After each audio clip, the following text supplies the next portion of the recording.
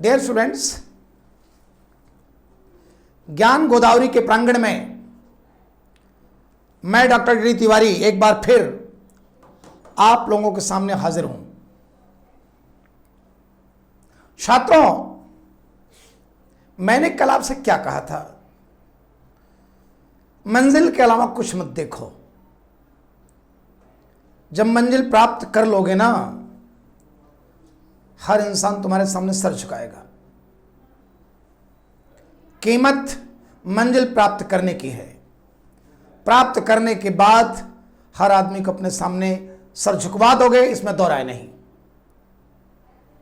इसलिए मैं कहता हूं आपसे, कंपटीशन आपका एक दुश्मन है और दुश्मन को आप जितनी गंभीरता से लें उतना अच्छा होगा। हर विषय पर दृष्टिपात, हर शब्द की जानकारी, हर रूप को पहचानना। क्लियर? मैं हिंदी की बात कर रहा हूं। आप जानते हैं कि हिंदी एक ऐसा विषय है जो प्रत्येक परीक्षाओं में पूछे जा रहा है, उससे सवाल आते हैं। मजे की बात ये, लोग सोचते हैं कि हिंदी तो बहुत सरल है, लेकिन जब उसकी गहराई में घुसते हैं ना, तो उन्हें अपनी औकात का पता चलता है। क्लियर? इसलिए बच्चों प्लीज, अगर आप तैयारी वास्तव में कर रहे हैं, आत्मा से कर रहे हैं, तो आप सीखने का प्रयास करना, बस तब आप सब कुछ जान जाएंगे। हम लोग इस समय जो पढ़ रहे हैं, व्याकरण का पहला टॉपिक वर्ण माला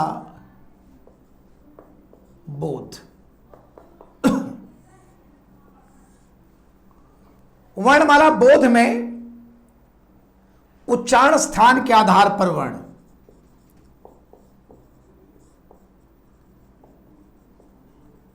के आधार पर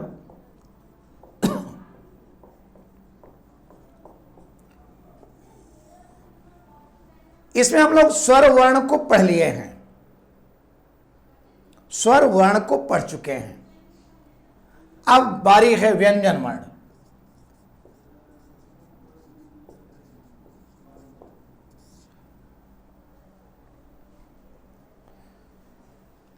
अब आप ध्यान दो, एग्जाम में सवाल कैसे बनते हैं, एग्जाम में सवाल कैसे आते हैं। अब आप ध्यान दो, मैं सवाल कर रहा हूं, अभी व्यंजन पढ़ाया नहीं हूं, लेकिन सवाल आ गया, इसलिए कि आप देखें कैसे सवाल आते हैं। जैसे आ गया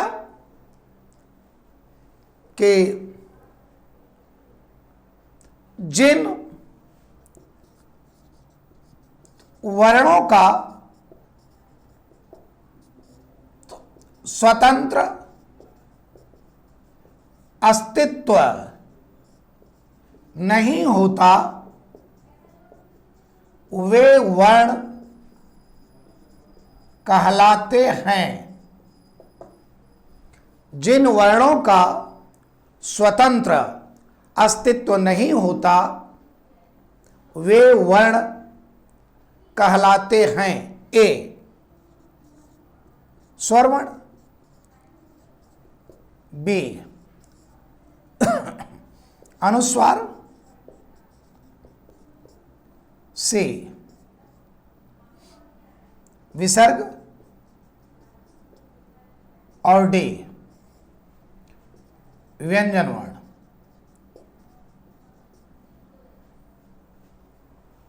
सवाल मैंने किया, जिन वर्णों का स्वतंत्र अस्तित्व नहीं होता, वे वर्ण कहलाते हैं। स्वरवर्ण, अनुस्वार, विसर्ग, व्यंजन वर्ण। जो वर्ण के लड़के इस बात को नहीं जानते, जो सोचते हिंदी तो आसान में आसानी से कर लूंगा, वे पक्का ऐसे प्रश्नों में फंस जाएंगे। इसका सही उत्तर है व्यंजन वर्ण। अब आप परिभाषा लिखें। व्यंजन वर्ण।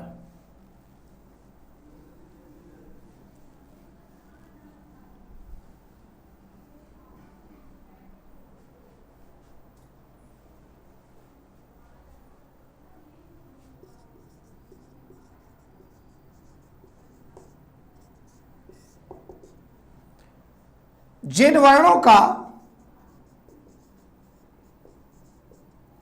स्वतंत्र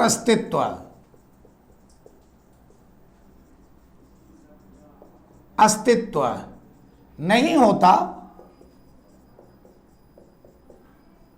जो हमेशा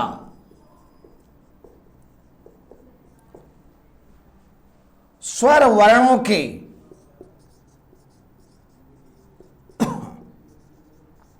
सहायता से बोले जाते हैं,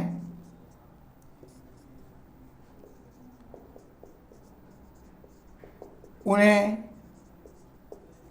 व्यंजन वर्ण कहते हैं।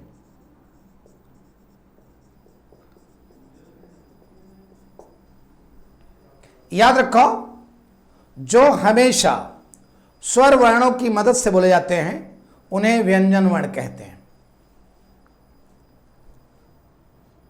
संख्या, मूल संख्या,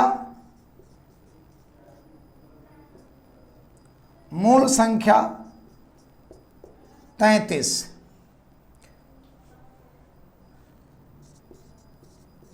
व्यंजन वर्णों की संख्या, मूल संख्या 33, कुल संख्या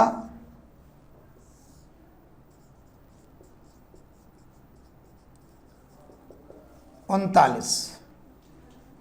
याद रखो, व्यंजन वर्णों की मूल संख्या 33 और कुल संख्या 39।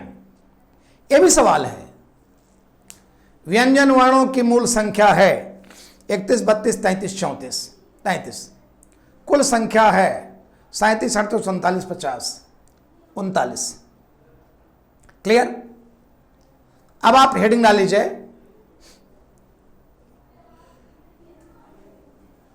व्यंजन वर्ण के भेद।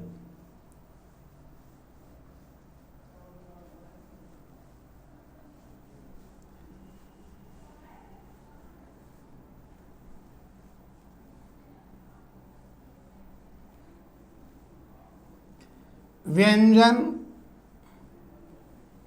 वर्ण के भेद।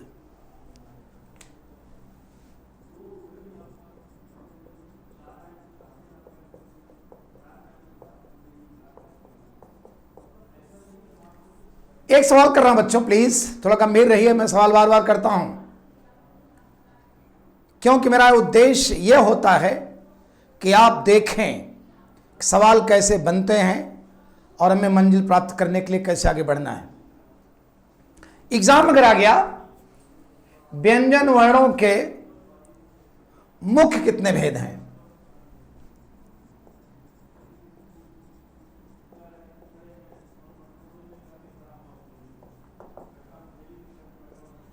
व्यंजन वर्णों के A 2, B 3, C 4, D 5। व्यंजन वर्णों के मुख्य कितने भेद हैं? बताइए, उत्तर दीजिए जल्दी। 2, 3, 4, 5। इसका सही उत्तर है 3। फिर आ गया व्यंजन वर्णों के कुल कितने भेद हैं? A 3, B 4, C 5, D 6। व्यंजन वर्णों के कुल कितने भेद हैं? 3, 4, 5, 6। कहीं 5 मिलता, कहीं 6 मिलता है, वैसे आप कुल समझिए 6। सवाल बच्चों ऐसे बनते हैं। अब आप लिखे व्यंजन वर्णों के भेद।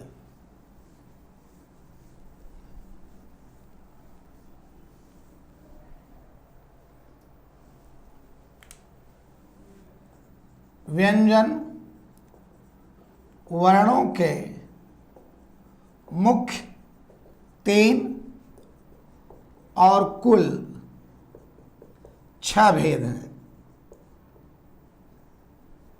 और कुल 6 भेद हैं। लिखे। पहला स्पर्श व्यंजन, दूसरा अंतस्थ व्यंजन, तीसरा ऊष्म व्यंजन, चौथा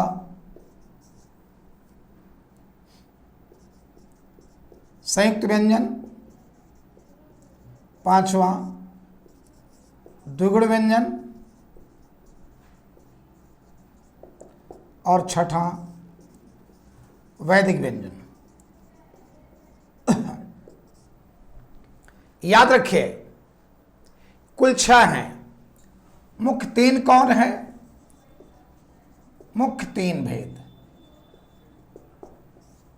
मुख्य में है स्पर्श, अंतस्थ, ऊष्म। मुख्य 3 है, बाकी तीनों को मिलाकर कुल 6 भेद किए गए हैं। अब मैं व्यंजन वर्णों का सारणी रूप आपको दे रहा हूं, फिर सवाल करूंगा।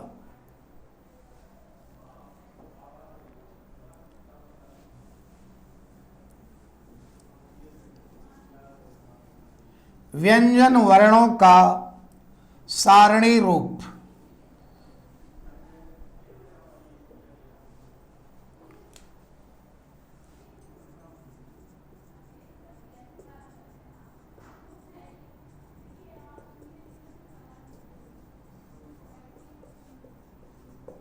रूप।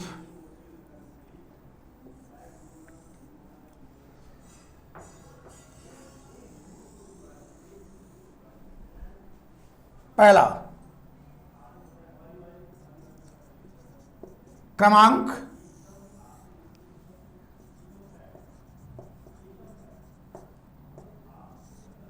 एक।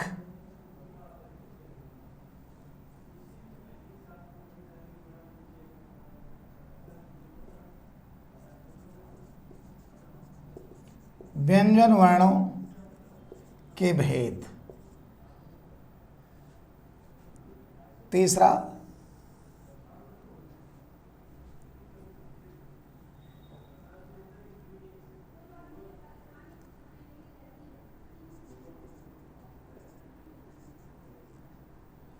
व्यंजन वर्णों का विश्लेषण।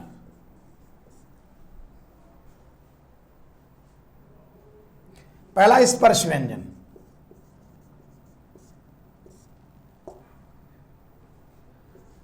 क से म तक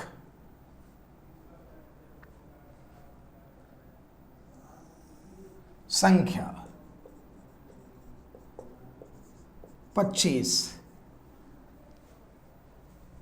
दूसरा अंतस्थ व्यंजन, य र ल व संख्या 4। तीसरा ऊष्म व्यंजन, श श शाह संख्या 4। चौथा संयुक्त व्यंजन,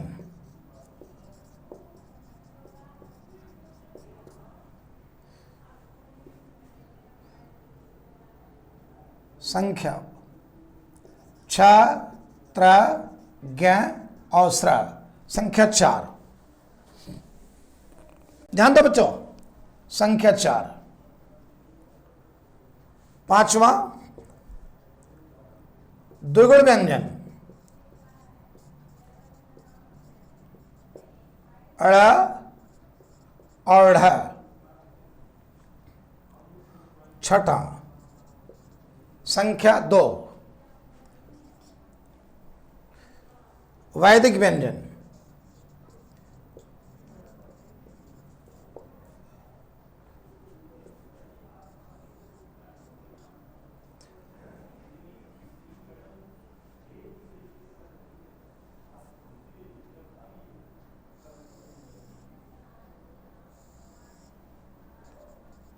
कुल 39 वैदिक व्यंजन। एक नोट लिख लो।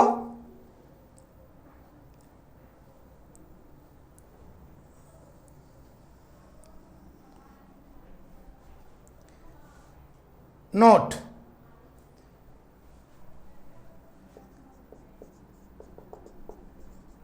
वैदिक व्यंजन वर्ण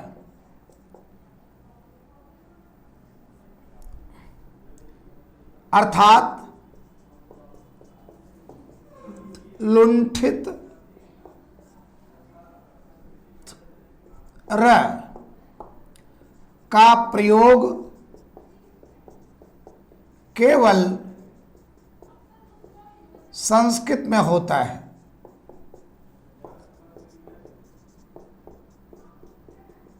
हिंदी में नहीं।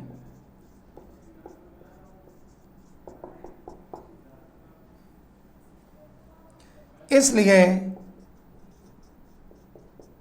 हिंदी में व्यंजन वर्ण कुल 39 माने जाते हैं। याद रखो बच्चों, हिंदी में व्यंजन वर्ण कुल 39 माने जाते हैं। कौन कौन? स्पर्श व्यंजन, क से मा तक, अंतस्थ व्यंजन, यरलव, ऊष व्यंजन, श श श ह, संयुक्त व्यंजन, छत्रंग्य और द्विगुण व्यंजन, ड़ ढ़, वैदिक व्यंजन लुंठित र। और लुंठित र का प्रयोग केवल वैदिक माने वैदिक संस्कृत में होता है, हिंदी में प्रयोग नहीं होता है। इसलिए इनकी संख्या मानी गई 1। और यह इनका हिंदी में इनकी गणना नहीं की जाती है। ओके, चलिए, ये तो हो गया सारणी रूप। अब आ जाइए व्यंजन वर्णों के व्याख्यात्मक रूप पर।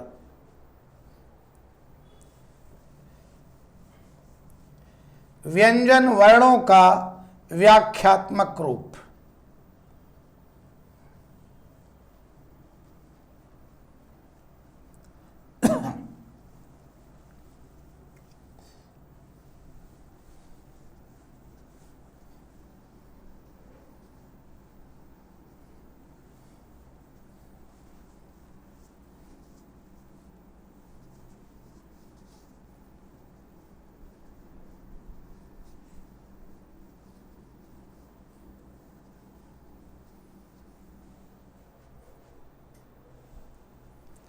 व्यंजन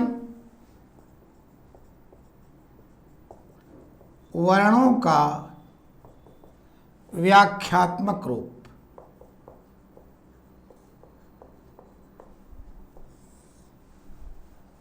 वो तो सारणी रूप था, अब विवेचनात्मक रूप, व्याख्यात्मक।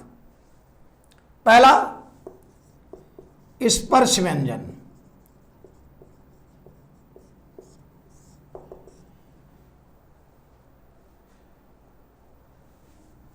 जिन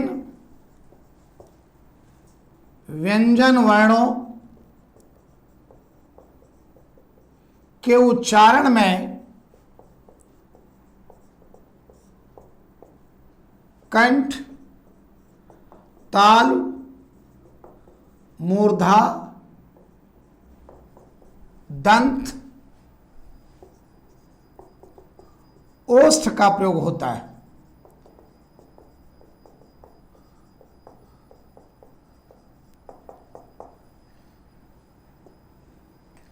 प्रयोग होता है।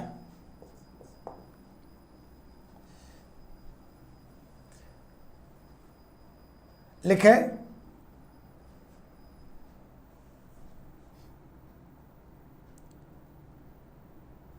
संख्या 25।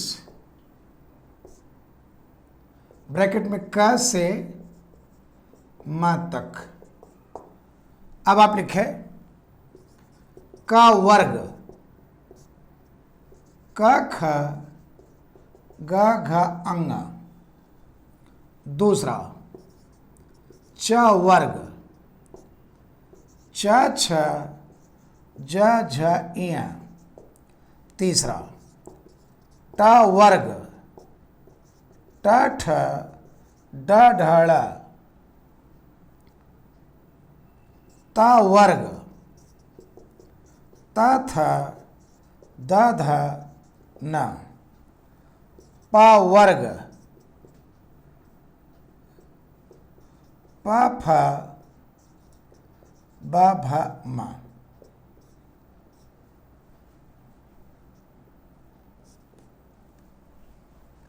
क वर्ग, क ख ग घ ङ। च वर्ग, च छ ज झ ञ। त वर्ग, ट ठ ड ढ ळ। त वर्ग, त थ द ध न। प वर्ग, प फ ब भ म। इसको कंठ से बोलते हैं, इसको तालु से, इसको मूर्धा से, इसको दंत से, इसको ओष्ठ से। हमारे तब देखिए, मैं समझा दूं आपको। कंठ कहां है?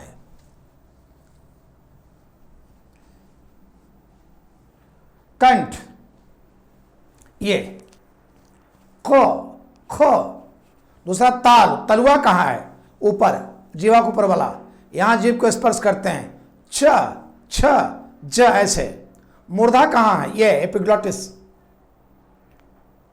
यहां मोड़ते हैं तब बोलते हैं जीभ को। ट ठ दंत, सामने दांत। त थ द ध न। ओष्ठ, इसमें चिपकाना पड़ता है ओठों को। पा फा ब भ म। ये व्यंजन वर्ण है उष। ये व्यंजन वर्ण स्पर्श है। स्पर्श माने छूना। यहां मुख के इन भागों को स्पर्श करना पड़ता है जीवा को, तब वर्ण निकलते हैं। क्लियर? जैसे क वर्ग को कंठ छुआ पड़ता है, कंठ यहां है। च वर्ग को तालु से ऊपर जो है, च छ जीवा ले जाते छुआते हैं, स्पर्श करते हैं। मूर्धा तीसरा, ट वर्ग, मूर्धा यहां है। यहां जीभ मोड़ते हैं तब फेंकते हैं। दंत चौथा, दंत दांत, त थ द ध न। और पांचवा ओष्ठ, दोनों ओष्ठों को चिपकाते हैं। पा फा ब भ म। क्लियर? इनके कुछ महत्वपूर्ण नोट लिख लीजिए, बहुत जरूरी है, उनसे सवाल बहुत बनता है। नोट लिखे। नोट नंबर 1,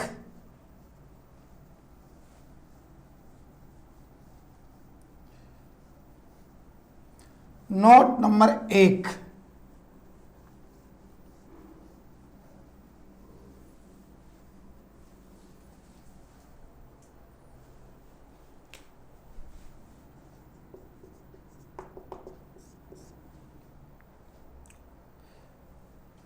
क से म तक के वर्णों को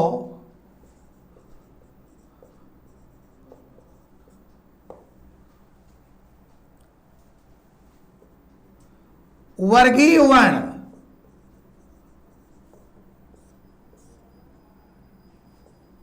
वर्गीय वर्ण के नाम से भी जानते हैं।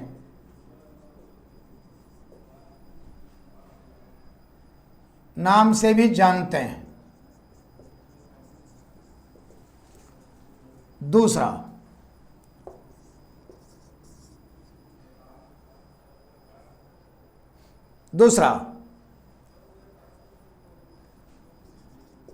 क से म तक के वर्ण उदित वर्ण भी कहलाते हैं। उदित वर्ण भी कहलाते हैं। क से म तक के वर्ण उदित वर्ण भी कहलाते हैं। तीसरा, याद रखो इनके कई नाम हैं, वर्गीय वर्ण या उदित वर्ण। तीसरा,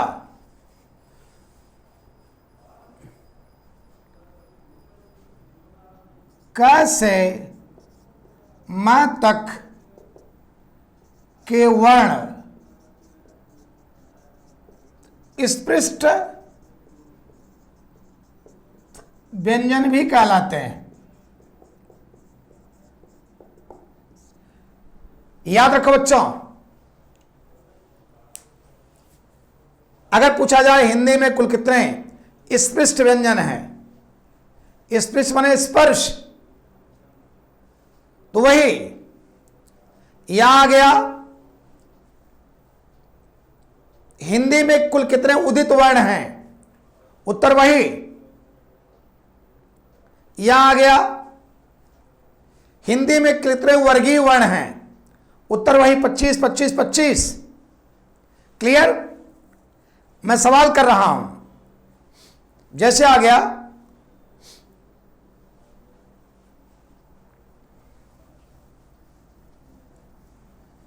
प्रश्न पूछ रहा हूं,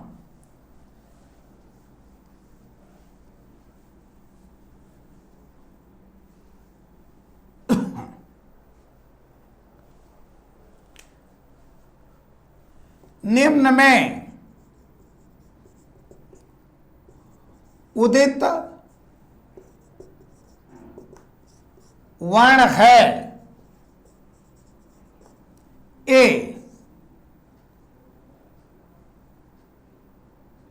अ बी री सी ड़ और डी ड। कौन सा उदित वर्ण है? उत्तर है चौथा, यह द्विगुण व्यंजन है। प्रश्न नंबर 2, एग्जाम में कई बार सवाल आया है, का वर्ग के बाद आता है ए खा वर्ग, बी चा वर्ग, सी गा वर्ग और जे ट वर्ग। उत्तर है चा वर्ग। एक सवाल और, प्रश्न नंबर 3,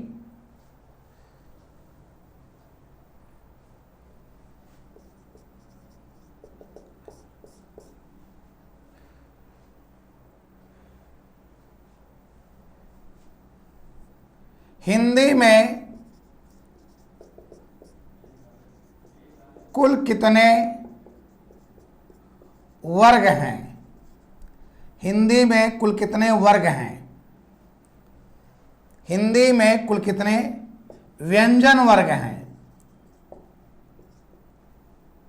ए 2, बी 3, सी 4, डी 5। वर्ग कितने हैं? 5। और ये कवर्ग चवर्ग टवर तवर पर पावर, ये 5 सवाल बच्चों ऐसे बनते हैं। ओके, याद रखिएगा। अगले सोपान पर एक बार हम आपके सामने एक बार फिर हाजिर होते हैं और नए अंदाज नए अल्फाज के साथ। क्लियर? जय हिंद बच्चों।